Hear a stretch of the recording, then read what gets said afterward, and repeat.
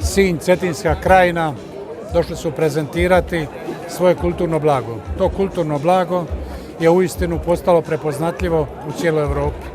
I zato hvala alkarima, alkarskim momcima, hvala Viteškom alkarskom društvu. Mi jednostavno kao Splitsko-dalmatinska županija nismo mogli ne biti domaćini ovakvih aktivnosti.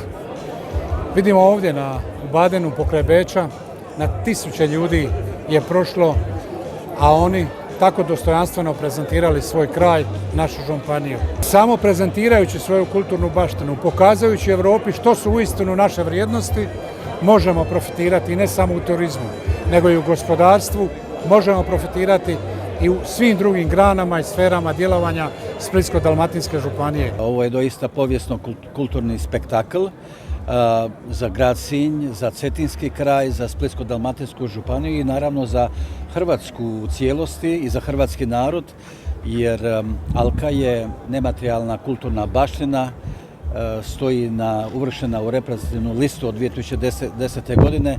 To je veliki brend Hrvatske. Pa ovo nam znači jako puno da Alku kao jedan kulturni brend Hrvatske države možemo predstaviti u Badenu i Beču.